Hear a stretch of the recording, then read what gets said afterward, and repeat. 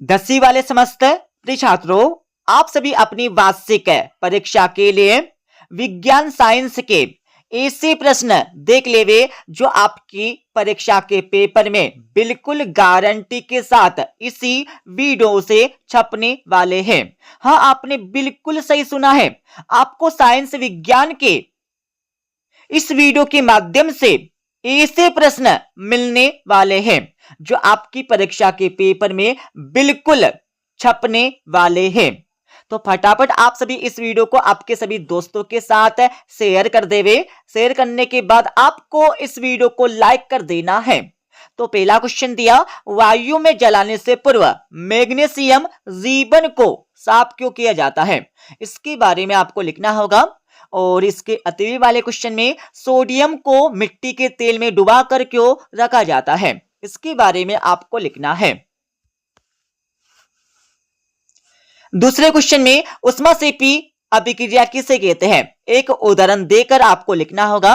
और इसके अतिवी वाले क्वेश्चन में उष्माशोषी अभिक्रिया किसे कहते हैं? एक उदाहरण देकर आपको परीक्षा में लिखना है। तीसरे क्वेश्चन में पदार्थ के द्रव्यमान के संरक्षण के नियम को आपको लिखना होगा।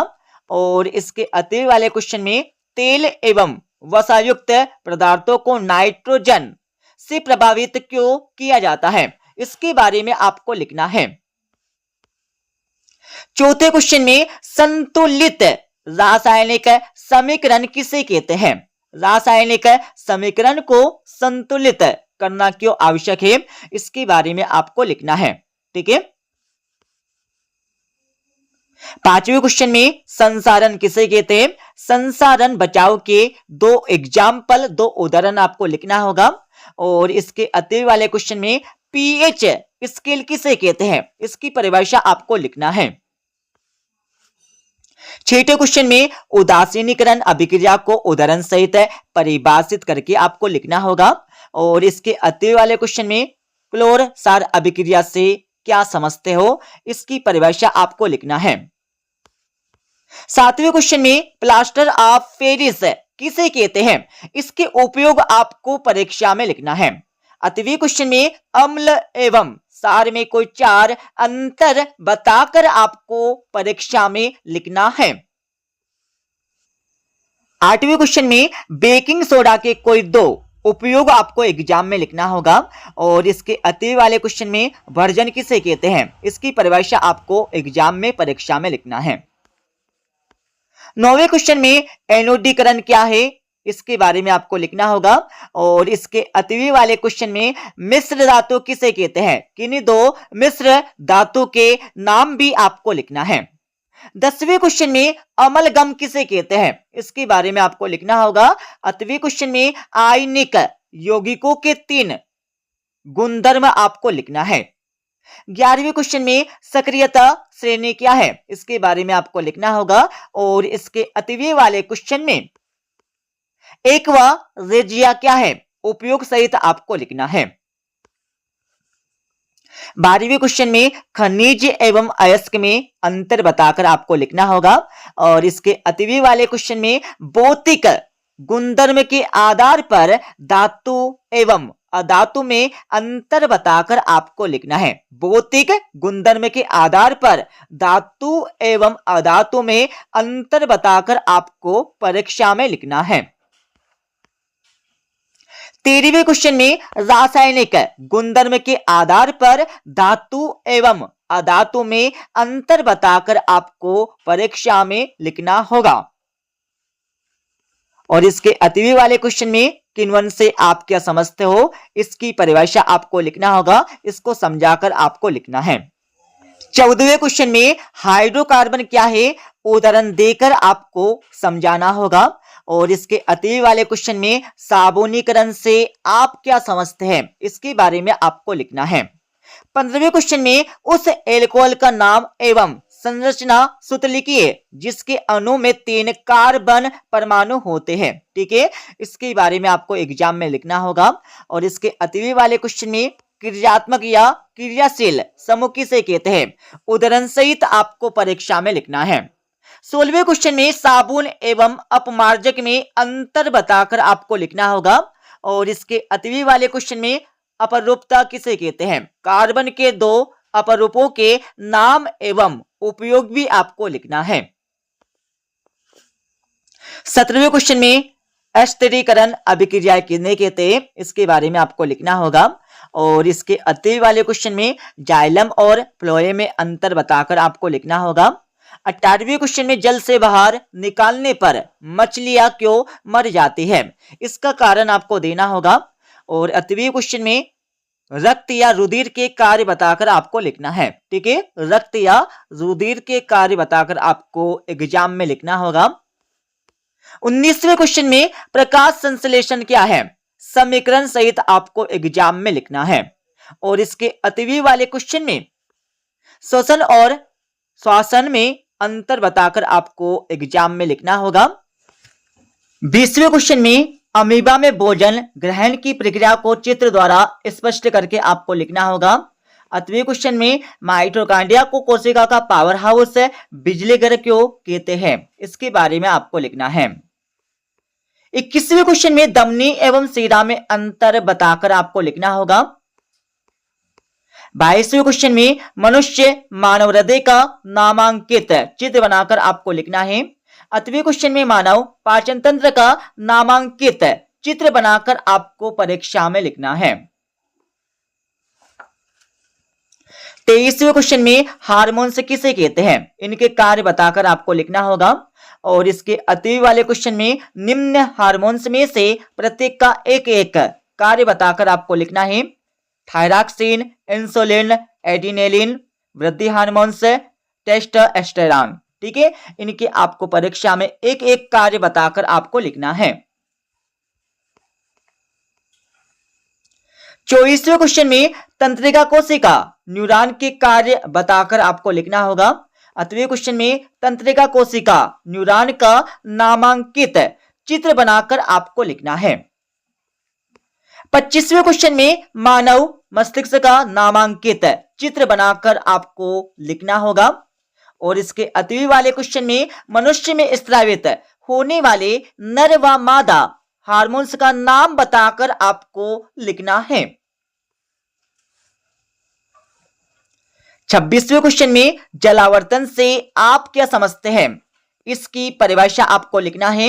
8वें क्वेश्चन में प्रकाशानुवर्तन से आप क्या समझते हैं, इसकी परिभाषा आपको एग्जाम में परीक्षा में लिखना है।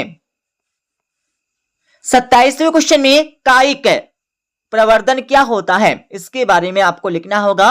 और इसके अतिवी वाले क्वेश्चन में द्विखंडन क्या है, इसके बारे में आपको लिखना है।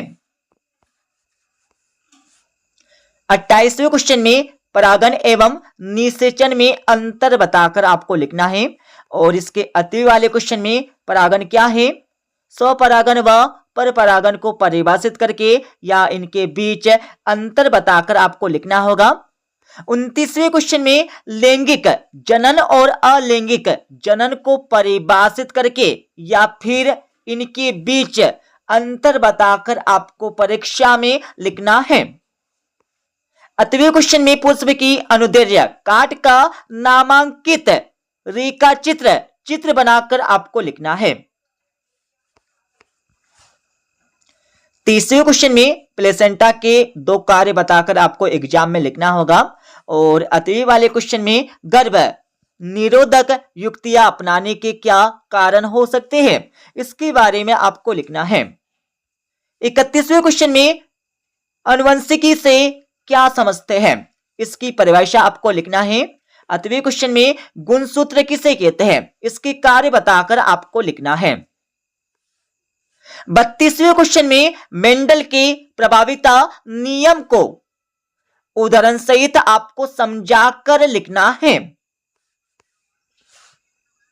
अतिवी वाले क्वेश्चन में डीएनए एवं आरएनए में 3 या 4 अंतर बताकर आपको लिखना होगा। 33वें क्वेश्चन में मेंडल के स्वतंत्र अपव्यूहान का नियम आपको लिखना होगा। 8वें क्वेश्चन में मेंडल द्वारा प्रयोग के लिए मटर के पौधे का चुनाव क्यों किया गया, इसके बारे में आपको लिखना है। 34वें क्वेश्चन में लेंस की समता किसे कहते हैं, इसका सूत्र भी आपको एग्जाम में परीक्षा में लिखना है। फटाफट आप सभी इस वीडियो को लाइक कर देवे और इस वीडियो को आपके सभी दोस्तों के साथ शेयर कर देना है। 8वीं वाले क्वेश्चन में स्नेल का नियम आपको लिखना होगा। 35वें क्वेश्चन में प्रकाश का परावर्तन और अपवर्तन को परिभाषित करके या फिर इनके बीच अंतर बताकर आपको एग्जाम में लिखना होगा। 8वीं वाले क्वेश्चन में वास्तविक प्रतिबिंब और आभासी प्रतिबिंब में कोई दो अंतर बताकर आपको लिखना है। 36वें क्वेश्चन में एक समतल दर्पण द्वारा उत्पन्न आवर्धन +1 है, इसका क्या अर्थ है, इसके बारे में आपको बताकर एग्जाम में लिखना होगा। पर आपको इस क्वेश्चन के आंसर को याद नहीं करना है क्योंकि यह क्वेश्चन 2024 के पेपर में आ चुका है, इसलिए आपको इस क्वेश्चन के आंसर को बिल्कुल याद नहीं करना है। 8वीं वाले क्वेश्चन में कोई डॉक्टर +1.5 डायोप्टर क्षमता का संशोधक लेंस निर्धारित करता है। लेंस की फोकस दूरी ज्ञात करके आपको लिखना है। 37वें क्वेश्चन में 2 मीटर फोकस दूरी वाले अवतल लेंस की क्षमता ज्ञात करके आपको लिखना है। 8वें क्वेश्चन में सूर्योदय के समय सूर्य रक्तताप क्यों प्रतीत होता है, इसके बारे में आपको लिखना है। 38वें क्वेश्चन में वर्ण विक्षेपण किसे कहते हैं, चित्र द्वारा आपको दर्शाकर लिखना होगा। 8वीं वाले क्वेश्चन में टिंडल प्रभाव किसे कहते हैं या किस घटना पर आधारित है, इसके बारे में आपको लिखना होगा। 39वें क्वेश्चन में दृष्टि दोष क्या है या कितने प्रकार के होते हैं, प्रत्येक को समझाकर आपको परीक्षा में लिखना है। 8वीं वाले क्वेश्चन में विद्युत धारा किसे कहते हैं, इसका SI मात्रक आपको परीक्षा में लिखना है। 40वें क्वेश्चन में विद्युत शक्ति किसे कहते हैं, इसका SI मात्रक आपको लिखना होगा। 8वीं वाले क्वेश्चन में विद्युत धारा के 1 एम्पियर को परिभाषित करके आपको लिखना है। 41वें क्वेश्चन में ओम का नियम क्या है, इसके बारे में आपको लिखना होगा। 8वीं वाले क्वेश्चन में विद्युत परिपथ में उपयोग होने वाले अवयवों के प्रतीक चिन्ह बनाकर आपको एग्जाम में लिखना है। ठीक है, तो यह क्वेश्चन आपकी परीक्षा के पेपर में 4 नंबर का आने वाला है।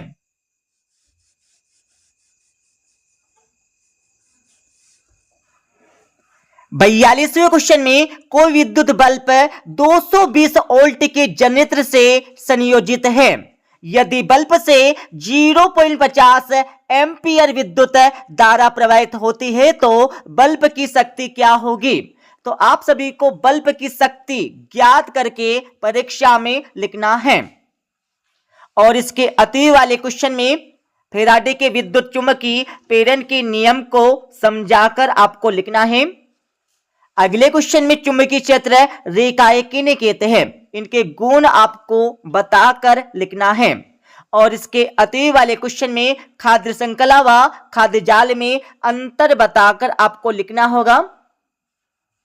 44वें क्वेश्चन में ग्रीन हाउस प्रभाव किन्हें कहते हैं, समझाकर आपको लिखना है। 8वीं वाले क्वेश्चन में ग्लोबल वार्मिंग के कोई 2 कारण बताकर आपको लिखना है।